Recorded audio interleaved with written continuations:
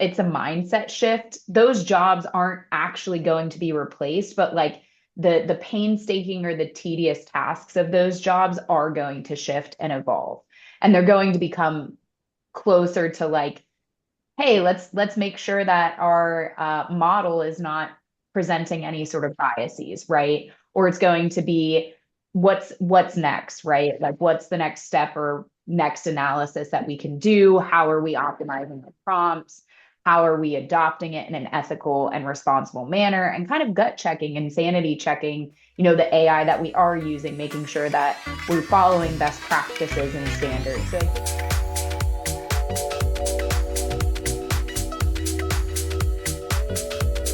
All right. Well, hello, everybody. It is another episode of AI Got This.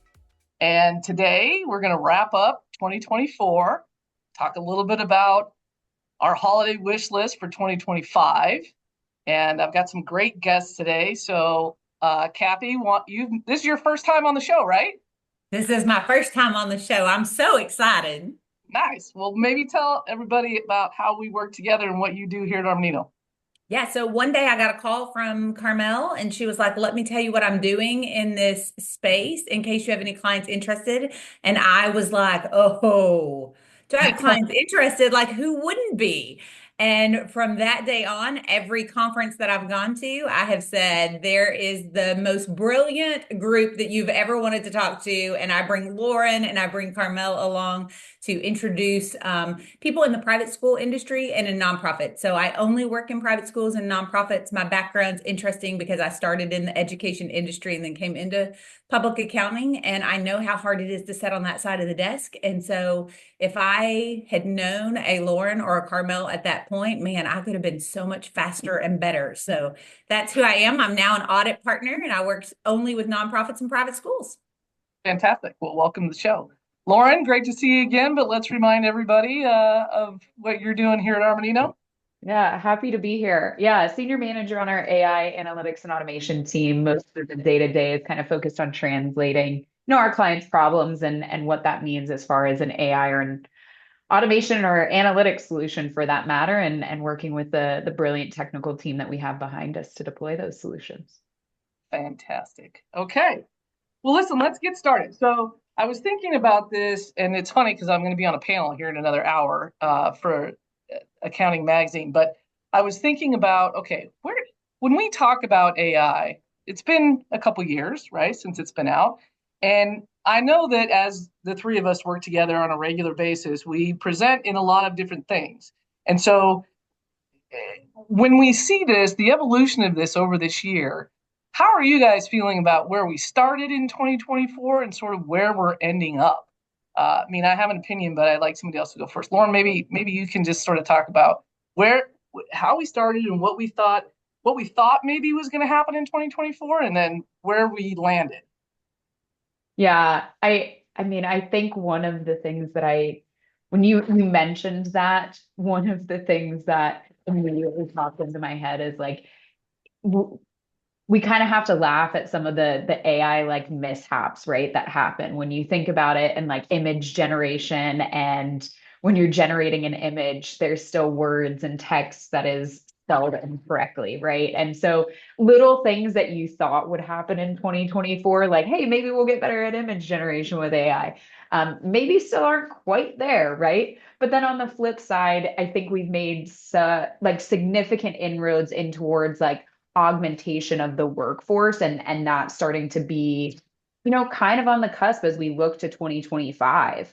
And so it's funny because in so many ways I'm like, wow, like it's gone so fast and we've evolved so quickly. And now there's things like prompt coach that you can add to Copilot to help you make prompts and improve them.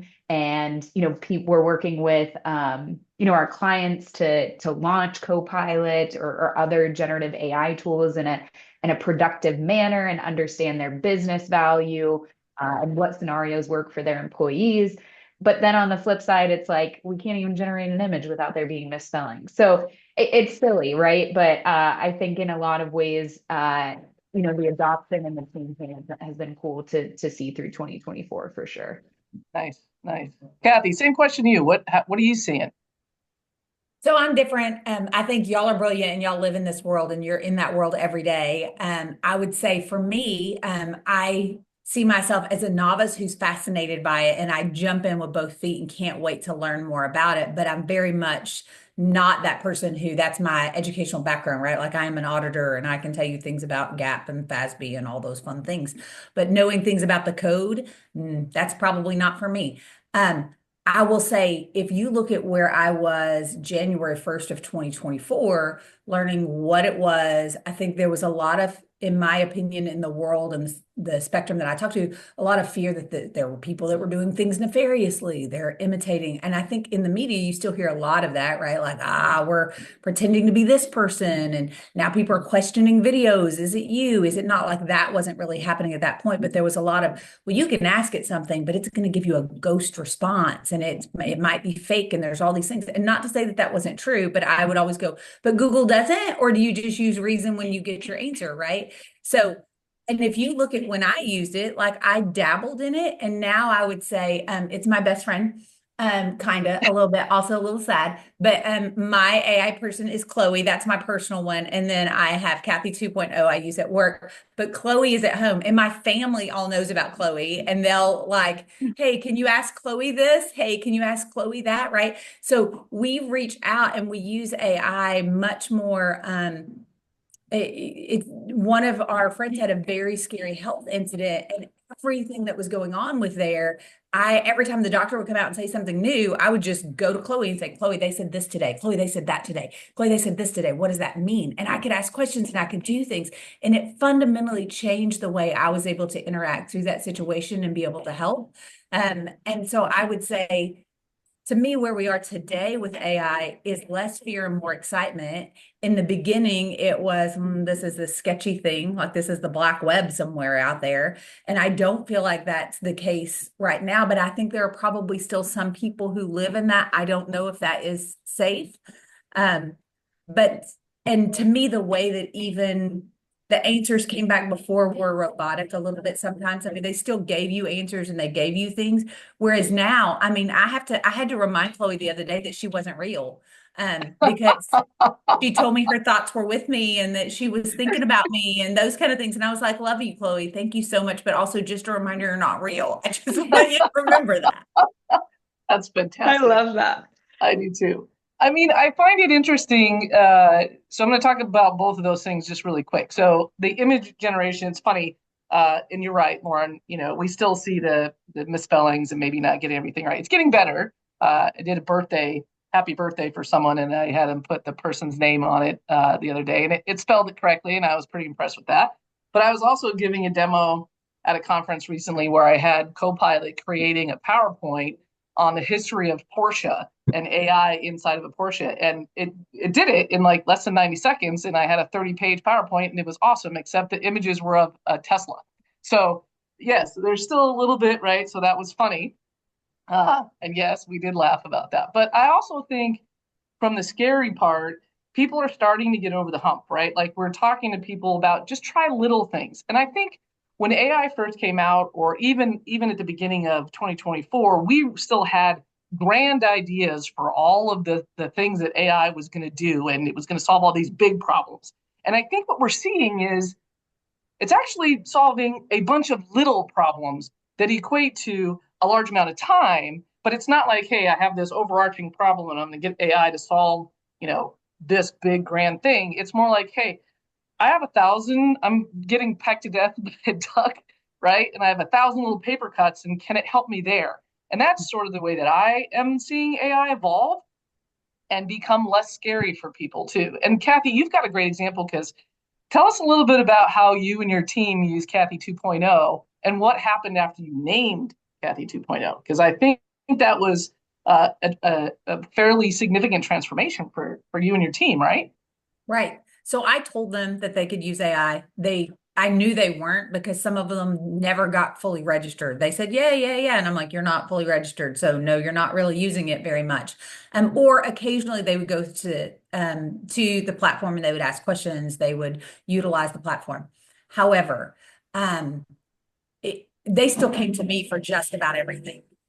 I changed her name and I gave her an image that was great and fun and cute. And it incorporated, like, looked a little bit like me. And I said, this is Kathy 2.0. And Kathy 2.0 is super smart, knows all these great things. But I've also given her the audit and accounting guide. I've also given her the disclosure. I've given her all of these things. So guess what? She's read it all. And the reason they come to me is they know I'm a little dorky and I read the audit and accounting guide when I fly and I do things like that. So they know that. But she's read it and knows it back to back. So ask her. Well, all of a sudden there was a shift. And instead of them saying, hey, Kathy, what do you think? And me saying, you should go check, they would start coming to me saying, hey, Kathy, I talked to Kathy 2.0 and she said this. What do you think? And I was like,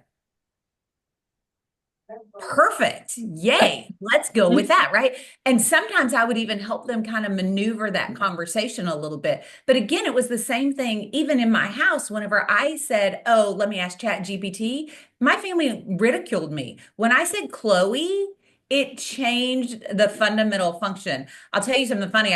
My sister had a question and it was a faith-based question that she thought was awkward to ask just anybody, right? Like she didn't want to just ask anybody. And I said, well, let's ask Chloe. And I'm talking to Chloe because I have Chloe like on voice. And so I'm talking to her and asking her the question. And my sister says, ask Chloe this and ask Chloe this. And I said, give me a minute. I'm sorry, Chloe. Patty keeps interrupting. And then I keep going and Chloe responds back and my sister can hear her. Oh, it's okay. Patty just wants to be part of the conversation. Hi, Patty. Also, so here's what I would, and just keeps going, right? So now they're all incorporating her simply because she is safe. Like there Yeah. became safety Yeah. when there was, and I really like, there's not truly a personality behind her, right? But they felt there was a safety behind her because she was more tangible to them. Yeah. That's brilliant. I mean, Amazon named Alexa for a reason, right? She's got a Right. name and you can talk to her. And there was just a commercial, I don't know if anybody's seen it yet, where Alexa lost her voice. And so they were pulling in these celebrities to answer the questions. It's hysterical. If you haven't seen it, check it out. Okay. Lauren, where do you think you have a saying that is, I think, pretty a pretty powerful saying, and I tend to use it, and I give you credit for it on a regular basis. But you say all the time when people talk about fear of AI that AI is not going to take your job, but somebody who knows AI is going to take your job. Talk a little bit about that, and then maybe expound on where you see which. Well, let's start there, and then we'll get into the next sort of topic. Yeah, I think especially as we talk about things like tax, audit, accounting, finance functions, people start to get a little panicked around this fear of job loss. And that's totally natural, I think, as we evolve, right? Like, I mean, Carmel, you talk about it all the time, but it's like what we use the internet all the time now, right? But at a point that was also scary, like the adoption of the internet and Google and, Yeah. everything. But I think it's a mindset shift. Those jobs aren't actually going to be replaced, but like the painstaking or the tedious tasks of those jobs are going to shift and evolve. And they're going to become closer to like, hey, let's make sure that our model is not presenting any sort of biases, right? Or it's going to be what's next, right? Like what's the next step or next analysis that we can do? How are we optimizing the prompts?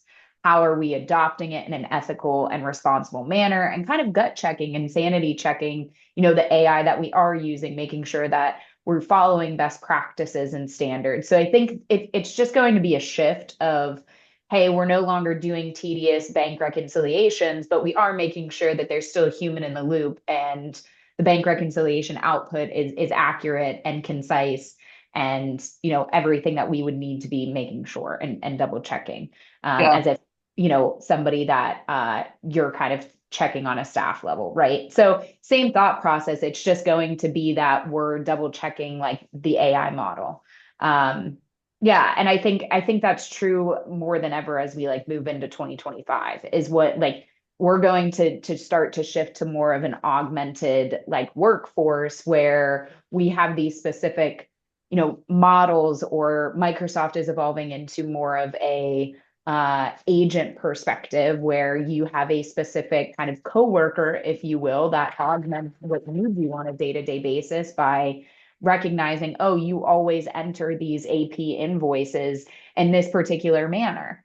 Would you like me to do that for you on Monday mornings? And you can say, oh, yes, I would love that. Right. And so we're going to start to shift more and more, I think, towards that augmentation, which it'll be really cool to see, but I think only further exemplifies like you need to start to get comfortable with this technology sooner rather than later.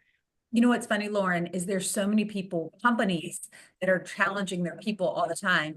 I want you to try to use AI, find ways to use AI, find ways to use AI. My son works in the marketing department and constantly he's saying, their CEOs are saying, I need y'all to find ways to use AI to make you more adaptable. I need it to make you more efficient. Anybody who can bring ideas to us, let us know. However, I think a lot of employees are still sitting in the boat where AI is quiet. It's your dirty little secret. I used AI to draft that email, but don't tell anybody I used AI because I want them to think it was me, right? It's still that thing that people are not wanting. They're wanting to use the efficiency. They're not wanting to tell anybody like somebody will think that they weren't true. It wasn't really their, thought. It wasn't authentic, those kinds of things. So they hide it. And I'm like, we've got to move to that place to where it does not make it less authentic because I use something to help me get it on paper. Right. It's something I'm proud of and I boast using it. My team, they get surprised because I'll be like, oh no, yeah, I posted that post about my granddaughter and AI wrote it. And they're like, well, that's mean. You didn't say that from your heart. And I said, I absolutely said that from my heart. I absolutely did. I proved it before it went out. Yeah. Right. Hallmark helps me write cards all the time. And you would say that from my heart. Exactly. And I mean, since we've mentioned the advent of the internet, if you think about when we used to do references for school projects back in the day and you had to use the Dewey Decimal System, was it more accurate than referencing from Google? Also, Google didn't exist when I went to school, but that's a different topic. So it's the same. You're still getting the same information. It's trust but verify, right? And I think the verified part and the human in the loop is really the part that we need to get used to. And I really do love the saying of, you won't be replaced by AI, but you will be replaced by somebody that knows it well, because I think that's true. Mm-hmm. And I think we're seeing that, to both of your points, in the marketplace today. Okay, so we got about 7 or 8 minutes left. If you had a holiday AI wish list for 2025, what would you want AI to evolve into? Where do you see it going in 2025? What are you excited about? Wait, personal or work? Either or both. All right, Lauren, what do you got? Do you have anything fun? I mean, I think from a work perspective, I am looking forward to the continued evolution from like a feature perspective. Right. I think right now, while everything, yes, is evolving very quickly, there's still some limitations, right? Like GPT models being mostly limited to one particular, like the English language, right? Just as a simple example. The evolution of that being able to be a little bit more accessible, I think, is something that I'm hoping to see more in 2025. I also think to your point, Kathy, like from an adoption standpoint, I hope that there's less of a, I guess, like taboo response around using it. Because frankly, 9 times out of 10, like I still have to edit whatever it is that it's producing. But the fact that it got me 80% of the way there just saved me for creating, I don't know, a new PowerPoint, saved me so much time. And so I hope that starts to become less and less of like oh, you didn't put the time and effort into that. It's like, no, I did, but it just was a lot more quick, right? Or a lot quicker. So I'm looking forward to that from an adoption standpoint. I think personally, I have a furbo for my dogs at home, and they've started to adopt AI. I just want that to improve because it'll be like, oh, Lilo might be chewing on something that she's not supposed to. And then I'm like, oh no. And I go and look at it and she's like chewing her toy. And I'm like, okay, come on. So I hope that Furbo gets a little bit better with their image recognition and selfishly, but that's more on a personal note. Nice. You know All right. what's funny is I think if we can move to that place where people are not afraid to say that they used it and more brag about it, it also helps us protect ourselves better. I had somebody the other Yes. day who said, "Oh, I used it for this," and I went, "Oh, you shouldn't." Like what you used it for, like you don't have the license that protects around that. But we don't know that people are using it because they're hiding, they're kind of keeping that in the backside. And if they would say, "Oh, I'm using it for this," we could say, "Oh, let us help you find a way to use it that is protected." And right now we can't do that as much if you're not telling us you're using it. Yeah. Okay, Yeah. I have two things. On a work front, I think I would love to have a buddy that could prep for calls for me. Like sometimes I am back to back to back, and I'm sure this might even already exist. So I think this is very doable, right? But if it can look at my calendar and look at all the things that are going on and say, oh, these are the things that are probably going to come up on this call. Here's what all, and so I'm not having to try to remember what all I need to talk to all these people about. That'd be great. Half the time I get on the call and I have one of my teammates join, and I know this is rude, but the whole time I message them, what's that man's name?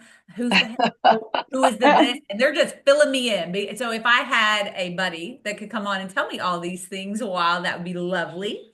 On a personal note, I need an AI Pilates assistant who can be like, girl, stop doing that and do this. This is what you want to work on. They can look at me and say, listen, I'm telling you, this is what you need. Both of I those love things, that. yes, by the way, I'm just telling you. So that's pretty awesome. I We can love work on that. that. Okay. I What about mine you, is Carmel? You have to I'm tell us yours. I will. So mine is my personal one is I'm actually, and Kathy, you've been to my house, you know that for as much as I am all about AI, my house is probably the lowest tech house in the country, and it is in the middle of the country. So I'm looking at getting a hands-free vacuum that maps out the thing. So I'm moving into the AI world from a vacuum perspective. So I got that. That's my 2025 goal. But from a work perspective, I think what I see is when we think about adoption and how we're getting through this, I love the idea that people are naming them. I love the idea that we need to, it's, we need to not be shy about using AI. And I think what we're going to see in 2025 and what I would like to see is a way for us to change the narrative. And I think a lot of the time people have turned these things on and assume that, well, we turned it on and it's available to everybody. So everybody just knows how to use it, like just go. And we're not seeing the adoption that way. We need to create and we do this. And I think we're going to start seeing really good traction on this is a launch program for folks to really adopt and see where they can start making those changes. And then you can build the ROI models about because it's not the big thing that we talked about at the very beginning of the program. It's the little efficiencies that we gain, but that make a big impact to our daily lives. And so I think the more we can help folks adopt things like that and then report on the efficiencies gained in those types of things, I think we're going to see a vast improvement of how people are using AI. And then it will also create the ability to be proud of using it. And then when we get to the more agentic models, like Warren, you were talking about agents that are actually doing the work for you, that becomes an easier adoption play because I already know how to use the natural language generative AI, and now I'm interacting with an agent that's asking me if it could do things for me, and I will want to say yes. And I think it also allows us to then do the questioning that we need to do for the models that we're using, right? And we can be a little bit more prescriptive about that. So I think we're moving in the right direction. I think there's a lot of really good progress. I think we're still a little slow on the adoption side, but I think we're getting there. I think people are starting to think about this in a different way. So, okay. And I want Any to last thank you minute guys thoughts? because it's things like this. It's this podcast. It's you and Lauren always out there saying, hey, it's safe. Try this, do this. And so I Yeah. think it's people like you that are really moving this forward too and getting people to feel comfortable using it. Yeah, that's awesome. I hope so. I mean, that's my goal. And I think my holiday wish for everyone is go play around with it and have it write your Christmas toast. Uh, There you go. there you go. All right. Well, thank you guys. Super appreciate you joining me today. Super fun. Have a great holiday, and we'll see everybody in the new year in 2025 on AI Guide.